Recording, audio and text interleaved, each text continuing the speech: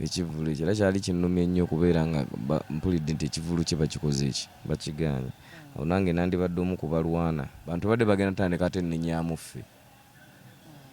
okitegeera olaba n'ekivulu kyoli bakiganye munammwe muli awo mwe bakenzo federation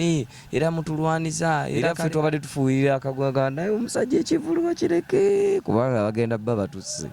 federation kenzo kye bandimukoze. Abantu bazze ku lwa good music saasi muyimbi mubi okitegeera tuyinza okuba tweyinamu obuzibu bwaffe ebyo bya buntu nga ki naye naye akimanyi we respect him mu style ye era ne mukyakola wadde ffenna tukola kyaki kyanjawulo naye nga teffenna tuyimba we respect him era abantu bagenze ewuwe nze abasinga babeera ku kinombo abantu bagenzeeyo olw'okuba nga byabufuzi olw'okuba Bobi Wine yagenzeeyo kikireetedde abantu ku kibola Big Eye ye yakola wadde naye Bobi Wine yajja ku kivulu kye naye yali takoze kimala ku delivaringa kimala nabadde siriiwo nabadde siriiwo nabadde alina event naye nze nali siriiwo naate n'ekirala mukongratulatinga ekivulu ekyo era kyali kinnumya ennyo okubeera nga mpulidde nti ekivulu kye bakikoze eki bakigaanye. Awo nange nandibadde omu ku balwana bwe kiri awo era enkeera twali tutandikirawo awo kola nsasagge mugana muti ekivulu kya saha bimukwatirako wa okitegeera no nze simulinako buzibu just nze ate nali just njogera bwogezi ku kikiriwo nti muganda wange ng'ompitiriza bubi era naye akimanyi nti nno yansobya ffenna oba ye amanyi namusobya mu mbeera yonna yonna nize simulinako buki kasita atuula wansi n'ategeera ensonga gye nali njogerako era ye ekituufu akikola ki ye ekituufu akimanyi. Omukulu amaze okumala event bagamba Khalifa Jangola King Saha kyakoze Lugogo gwe Lugogo tugendayo ti nalde mu comment ngo babagamba nti wamugamba omusinga talina kyakugamba. Concert si ye music concert buli omu akwabena ne time ye ne moment ye okitegeera nti nno nze nga bagamba omukisa gw'embwa teguyisa mbuzi maki malagala. That is his timing. Nange nalina timing yange nenkola eyange era abantu bange ne bakola ki ne bajja so nenkya wagenda kujja epasa yagenda kukola ate bibikeeno n'omulala ajja akole ki so ebeera moment ya muki ya muntu then ne biddayo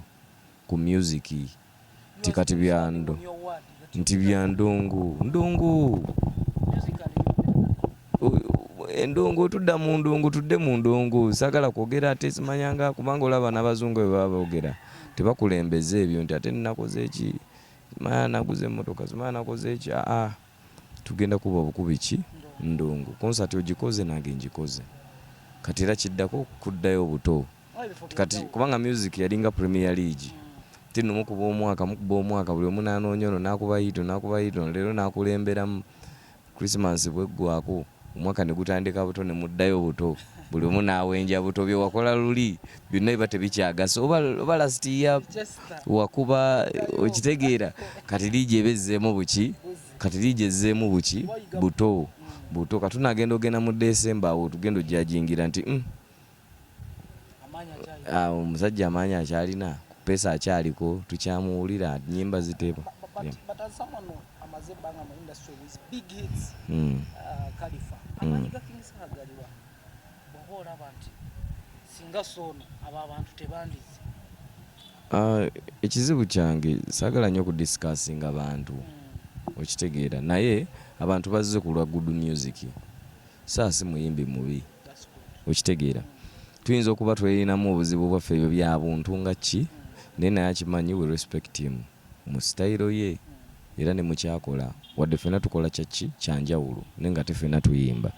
we respect him era abantu bagenze ewuwe nze abasinga babeera ku kinombo abantu bagenzeeyo olw'okuba nga byabufuzi olw'okuba Bobi Wine yagenzeeyo abantu bagenzeeyo kulwa kubanga badde ne music abadde n'ennyimba awo Zaani Kamwanyi Nakyakala biki okitegeera. So kati ekyo kikireetedde abantu ku kyobola Big Eye ye yakola wadde naye Bobi Wine yajja ku kivulu kye naye yali takoze kimala ku delivaringa kimala.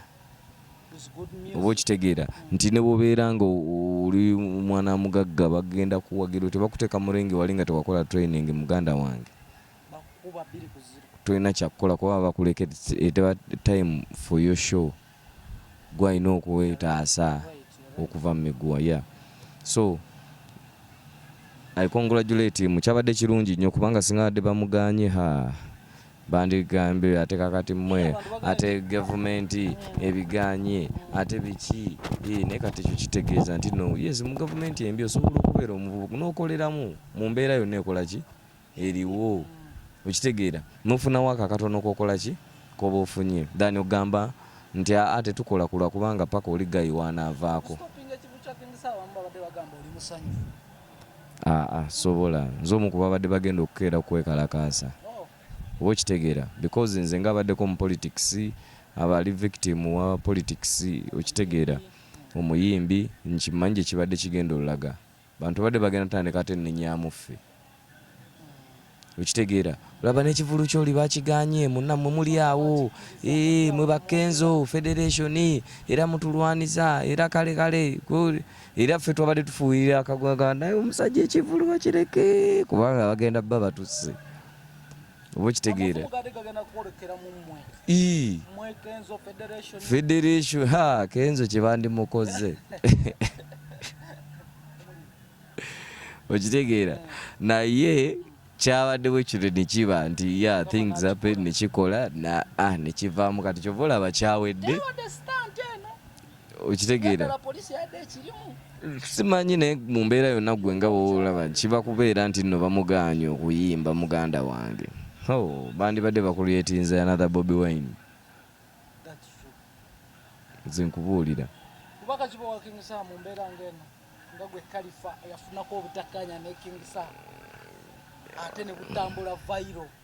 oli n'asindika amagwa naawe nozaayo amalala amafumu mwageeyuza oyo omwana oyo mubuuzo oyo omwana mazima ddala nsinga noono naye n'agamba nze nkusinga mbeera ngeno just mwagala nnyo kyali wange oyo muganda wange okitegeera just bwatuuka wansi neyeesootinga tusobola okwesootinga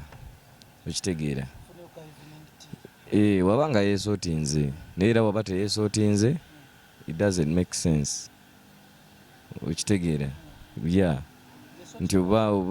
ngamba wabeera nti teyeesootinze mbu oba kugamba Khalifa tukwatagane tewali mbwa era kisigala kyekimu because tewaliwo kyamaanyi kyangattako okujjako kuba ntukola mulimu gwe gutya so whether is my friend tangattako abeera akolera eri just kwebuuza gyebaleko kitegeera kubanga ne bwe mutegeka ekivulu sente azitwala n'atayimba okitegeera n'andabisa ate no mu bantu neerungiya n'alaga nti nze muki nze mubi neyekweka mu bya Bobi Wine mbu ate nvumya Bobi Wine mbu olwo nvumya struggle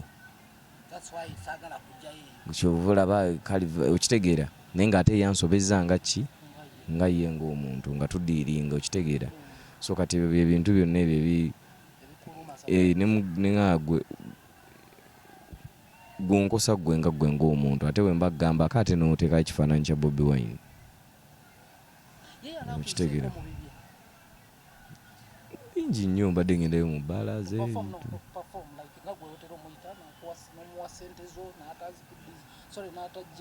nze nzijjayo ng'ewuwe nga kyali okitegeera kuba tategeka biki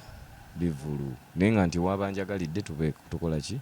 tubeerawo nga olaba omuntu nti bwe nzija ku bbaalayo nzija ne free of charge we be there we vibe nebesikolera mabaala maki malala naye nze ate wemba nkuyita mu bbaala nga si yange it is business nkugirayo sente era nenkubuuza zino ozirya ti ozirya bw'oba ozirya nze nzijayo zino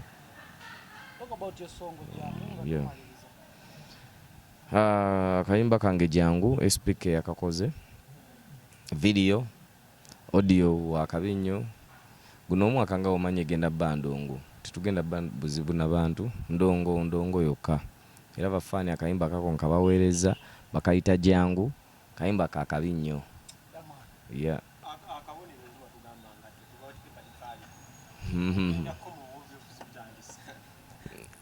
By the way, are you coming in politics? Because tukyetegereza tujja kuba tubabuulira ekigenda mu maaso naye tukyetegereza embeera engeri gyekola ki naye alhamdulillah nti nno kati kaadi nyingi kuba ne Muhammad Nsereko yakoze ekibiina ekya revolutionary movement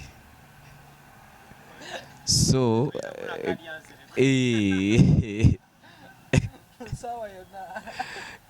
nolabaga